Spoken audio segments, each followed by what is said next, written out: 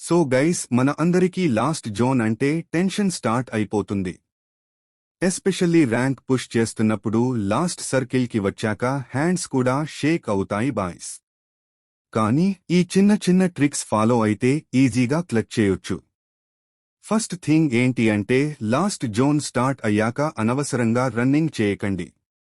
చాలా మంది ఎనిమీ కనిపించగానే ఫుల్ అగ్రెసివ్గా రష్ చేస్తారు. అలా రష్ చేస్తే ఎనిమీ క్రాస్ ఫైర్లో ఈజీగా నాక్ అయిపోతారు.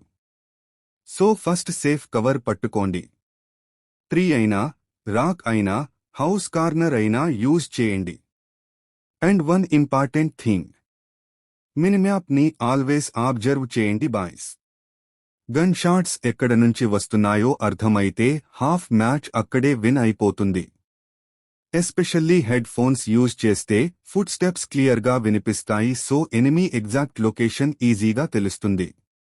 ఇంకో బిగ్గెస్ట్ మిస్టేక్ ఏంటి అంటే, గ్లో వాల్స్ అన్నీ ముందే వేసేయడం. చాలామంది స్టైల్ కోసం ర్యాండంగా గ్లో వాల్స్ వేస్తారు, కానీ ఫైనల్ సర్కిల్లో సింగిల్ గ్లో వాల్ కూడా లైఫ్ సేవ్ చేస్తుంది బాయ్స్. సో ఆల్వేస్ 2 లేదా 3 గ్లో వాల్స్ లాస్ట్ వరకు సేవ్ చేసుకోండి. అండ్ ఇది మోస్ట్ ఇంపార్టెంట్ టిప్, లాస్ట్ జోన్లో ఇద్దరు ఫైట్ చేస్తున్నప్పుడు మధ్యలో జంప్ అవ్వకండి. పేషెన్స్ మెయింటైన్ చేయండి. వాళ్లు ఫైట్ చేస్తూ 1 HPకి వచ్చాక సడన్గా పుష్ చేస్తే ఈజీ డబుల్ కిల్ వస్తుంది. ప్రో ప్లేయర్స్ కూడా మోస్ట్లీ ఇదే స్ట్రాటజీ యూజ్ చేస్తారు బాయ్స్.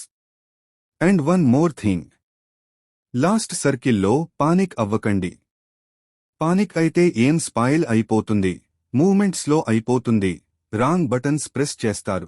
కానీ కామ్గా ఉంటే హెడ్ షాట్స్ ఆటోమేటిక్గా కనెక్ట్ అవుతాయి అండ్ గేమ్ ప్లే కూడా స్మూత్గా ఉంటుంది. నేను కూడా ముందు లాస్ట్ జోన్లో చాలా మ్యాచ్లు లూజ్ అయ్యేవాడ్ని బాయ్స్. కానీ ఈ ట్రిక్స్ ప్రాక్టీస్ చేశాక క్లచ్లు ఈజీ అయిపోయాయి.